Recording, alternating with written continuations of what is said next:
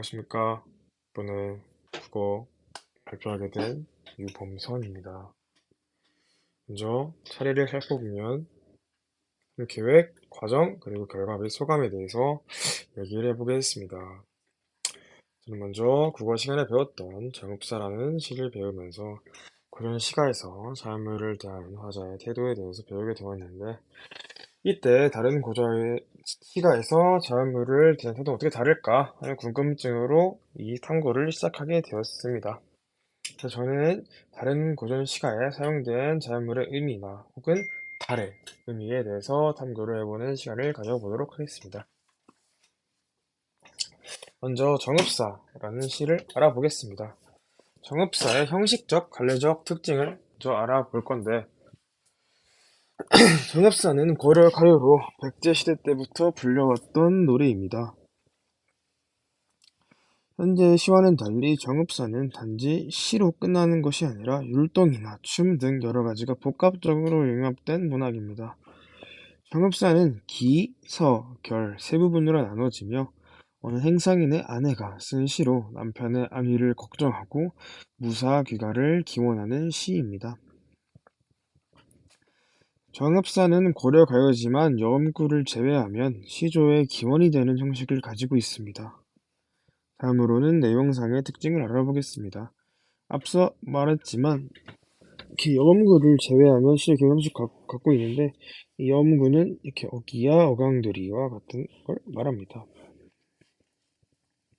시의 내용으로는 시장에 간 걸로 추측되는 남편이 돌아오지 않아서 무사히 귀가할 수 있도록 달에게 기원을 하는 화자의 모습을 담고 있는데, 이렇게 그 모습에서 왕부 소라와 함께 전해져 내려오는 이야기이기도 합니다. 그리고 저는 이 시에서 달의 의미를 크게 네 가지로 나눴는데, 첫 번째로는 아내가 남편의 무사 귀가를 기원하는 기원과 소망의 대상입니다. 그리고 두 번째는 첫 번째에서 알 수 있듯이 다른 소원을 들어주는 존재이기 때문에 신과 같이 초월적인 존재로 볼 수 있습니다. 세 번째로는 달은 광명의 대상이 되기도 합니다. 달은 그 자체로 일단 어두운 밤을 밝히는 존재이기 때문에 광명의 대상으로 볼 수 있고, 이 시에서 사용된 표현 중에 진대라고 표현된 부분이 있는데, 이게 화자가 남편이 가기 원치 않는 어둡고 위험한 부분을 말합니다.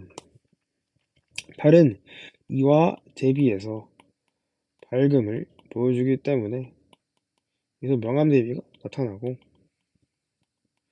달의 광명을 더 잘 보여주는 부분이기도 합니다. 네 번째로는 매개체의 역할을 합니다. 화자는 자신의 이렇게 걱정스러운 마음과 남편의 무사한 귀가를 바라면서 달에게 기도를 하고 자신과 남편을 연결해 주기를 바라기 때문에 달은 매개체의 역할을 한다고 볼 수도 있습니다. 달은 고전 시간에 자주 등장하는 소재로 여러 가지 의미를 가지고 있습니다. 그렇다면 왜 달이 고전 시가에 자주 등장해 여러 가지 의미를 포함하고 있을까요? 그 이유는 한국에서 달은 동양의 다른 나라와 마찬가지로 농업과 관련된 풍요를 상징하였으므로, 한국인들은 예로부터 정월 대보름의 달맞이에서 한해 농사의 풍요를 점치고 소원을 비는 풍습이 있었습니다. 강강술래와 같은 민속놀이는 달의 재생과 죽음을 극복하는 영생을 지원한 것이고, 월인 천강지곡이나 월인석보를 보면 한국 불교에서 달 혹은 달 그림자가 중요하게 인식되었다는 것을 알 수 있습니다.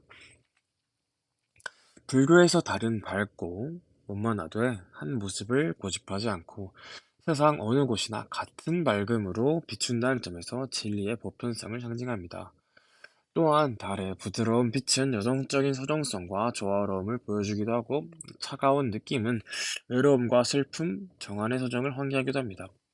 이러한 속성을 통해서 달은 고전 시가에 많이 사용되었습니다. 다음으로는 각 시대별 문학에 따라 달의 의미를 알아보도록 하겠습니다.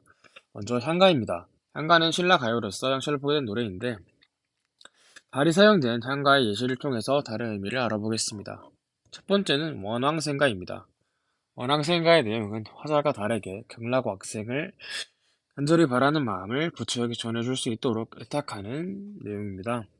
달은 차안과 피안을 연결하는 불법의 사자 역할을 하고 있습니다. 여기서 차안과 피안의 의미를 알아보면 차안은 현세, 즉 화자가 살고 있는 세상이고 피안은 깨달음의 영혼을 뜻합니다. 작품 속에서 달은 부처와 인접해 있으나 초월적인 존재로 볼 수는 없습니다. 달은 그저 달 옆에, 부처 옆에서 존재하는 세상인 것이고, 달은 원앙생을 원하는 화자의 말을 전해주며 신과 인간, 이상과 현실을 오가며 둘 사이를 연결하는 매개자입니다. 즉, 원앙생가 속 달은 화자의 간절한 마음을 전달해주는 존재이며, 서방, 즉 극락정토와 현세를 연결해주는 매개물로서 종교적, 즉 불교적인 숭고미가 강하게 표출되어 있습니다. 두 번째는 찬기파랑가입니다. 찬기파랑가의 내용을 간단히 살펴보면 기파랑을 찬양하는 내용을 담고 있습니다. 하지만 특이한 점은 찬양하는 대상을 직접적으로 찬양하는 것이 아니라 비유와 상징을 통해 찬양을 한다는 것인데, 이때 달 또한 사용되어서 기파랑을 찬양합니다. 이때 달은 광명과 염원의 역할로 화자가 높이 우러러보는 존재인 기파랑의 고결한 모습을 나타냅니다. 이 시에서 알 수 있는 점은 달을 도구로 사용할 수도 있다는 점입니다. 그 다음은 혜성가입니다. 혜성가에서는 혜성의 등장으로 세 명의 화랑이 두려워하자 용천사가 이 노래를 부르니 성괴가 사라졌고 일운병도 물러갔다는 배경설화에서 비롯됩니다. 이런 점에서 혜성가에서의 달은 불길함을 해소해주는 동시에 외군까지 물리치는 역할을 합니다. 이 점에서 정엽사에서 볼 수 있는 수호신의 기능을 하는 달의 모습을 볼 수 있고, 달을 부지런히 등불을 켠다는 구조를 통해서 달의 광명의 존재로 사람들의 길을 밝혀준다는 역할을 하는 것 또한 알 수 있습니다.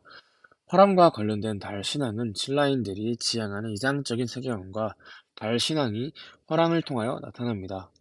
해성가에서 달은 국가의 위기를 극복하고 평화를 염원하는 이미지로서 토속 신앙과 연결된 주술적 숭고미가 표출되어 있습니다. 이렇게 위에서 작성한 소개를 보면 향가에서 달의 의미는 이렇게 기원과 감정의 전달이라고 할 수 있고, 그 다음으로는 고려가요에서 달의 역할에 대해 알아보겠습니다. 첫 번째로는 아까 위에서 다뤘던 정읍사입니다. 달은 매개체이기도 한다고 앞서 말씀드렸고, 의탁, 즉 기원과 소망의 대상이 되기도 합니다. 그리고 화자의 고민을 털어놓는 모습을 통해서 달은 고민거리를 들어주며 화자의 근심과 걱정을 덜어주는 존재로 볼 수도 있습니다. 두 번째로 정가정입니다. 정가정에서 달의 역할은 임금과 화자의 매개물인데, 정가정에서 달은 시적 화자가 누명을 쓰고 있다는 것을 증명하는 기능 외에 충성심과 임금에 대한 사랑도 나타냅니다. 달은 임금의 모습을 대변하기도 하고 임금에 대한 충성심을 보여줄 수 있는 소재이기도 합니다. 하늘에 높이 떠있는 달은 만물을 내려다볼 수 있는 존재이기에 화자는 달을 증거로 하여 결백을 주장합니다. 따라서 정과정에서 달은 화자의 결백함을 증명함으로써 결백을 증명한 대상인 임금과 화자의 사이를 좁혀주는 매개체로서 역할을 지니고 있습니다. 위의 작품들을 종합해보면 고려가요에서 달은 향가에서 주된 이미지였던 미신적인 질서에 대한 숭고미와는 다른 모습을 보여주고 있습니다. 즉, 고려가요에서 달은 현실적인 삶의 공간을 다루고 있습니다. 정엽사에서는 임을 기다리는 화자의 걱정과 원함원을 나타내는 존재로 있으며, 정과정에서는 화자의 결백을 주장하는 존재로 있습니다. 다음은 시조에 표출된 달의 이미지 알아보겠습니다. 시조는 고려 말기부터 조선시대까지 집중적으로 만들어진 3장, 초, 중, 종 형식의 정형시인데, 시조는 창가 및 고려가요와 달리 달 이미지가 다양하게 표출되어 있습니다. 시조에 표출된 달은 인간 세계에서 달로 이균화되거나 시적화사 동일시되기도 하고 번시되기도 하며 자연친화적 삶을 추구하는 화제의 동반자로 형성되기도 합니다. 먼저 달은 시조에서 음풍농월의 핵심 요소로 작용합니다. 음풍농월이라는 말 자체를 해석해 보았을 때 맑은 바람과 밝은 달을 대상으로 시를 짓고 응치를 제한짓게 놈 이란 뜻이며 월이란 한자 자체가 달을 뜻하는 한자입니다. 이렇듯 다른 시조에서 풍류를 나타낼 때 사용되기도 합니다. 그러한 예시가 되는 시조, 달이 뚜렷하여를 살펴보겠습니다. 시조는 뚜렷한 달을 바라보며 서로 한단 즐기는 풍류와 유유자적한 모습을 보여주고 있습니다. 이렇듯 다른 시조에서 풍류 생활의 지원자와 같은 역할이 이자 음풍농활의 핵심 요소입니다. 또한 다른 화자와 물화일체가 된 역할이 되기도 합니다. 평시조에서 양반 사대부들은 속세를 벗어나 자연속에 생활하는 시조를 쓰기도 하는데 이때 달을 비롯한 여러 자연물들을 활용해 자연과 하나가 되겠다는 의지를 보이기도 합니다.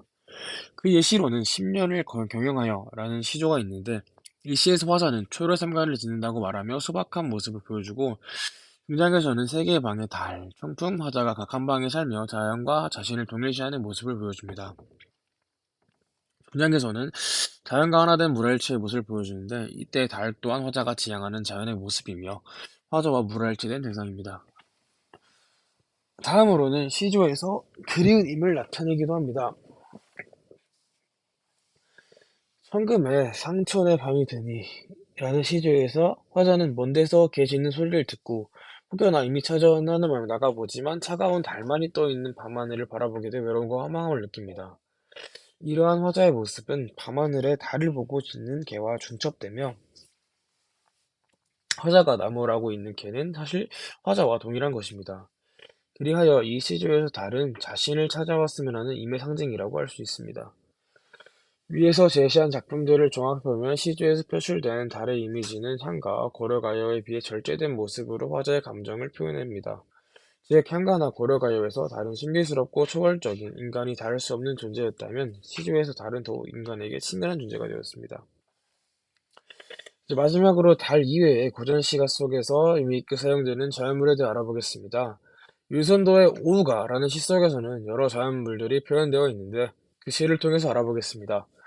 오우가 속에서는 소나무, 바위, 물, 대나무, 달과 같은 5가지 자연물을 통해서 자연에 대한 예찬을 드러냅니다. 소나무는 기조 있고 절개 있는 모습을 상징하며 바위는 무엇에도 흔들리지 않는 단단함을 상징합니다. 물은 불변성을 예찬하며 물의 불변성을 예찬하며 대나무의 푸름을 예찬합니다. 또한 달의 광명과 과묵함을 예찬하기도 합니다. 이렇듯 고전 시가에서는 달 이외에도 여러 자연물들이 여러 의미를 갖고 사용되는 것을 알 수 있습니다. 그리고 고전 시가에서 백구 또한 의미 있는 자연물로 사용되는데 백구는 우리가 흔히 말하는 하얀 강아지 백구가 아니라 흰 갈매기를 뜻합니다. 흰 갈매기는 유유자적, 한가함, 자연 친화적인 의미를 내포하는 경우가 대부분인데 백구가 사용된 시로는 윤선도의 어우사시사 중 하사 2에서 볼 수 있고 작 중에는 이제 무시하는 백구는 내쫓는가 저쫓는가라고 말하며 자연과 시적 하자가 하나 된 물화일체 경지를 보여줍니다. 고전 작품 속 달의 의미는 다양하고 달의 특징이나 여러 가지 의미를 통해 고전 작품 속에서 달이 사용된 이유를 알 수 있었습니다. 달은 향가, 고대가요, 시조 등 여러 분야에서 널리 사용된 자연물이며 기원의 대상, 염원의 대상 혹은 수호의 대상이 되기도 하며 자연과 하나 된 물화일체의 모습을 보여주기도 합니다. 이렇듯 고전 작품 속에서는 달의 의미를 알아보며 현대시나 다른 고전 작품과 널리 사용되는 자연물은 어떤 것이 있고 그 작품 속에서 하는 역할이나 의미에 대해 알아보고 싶습니다. 그럼 이제까지 발표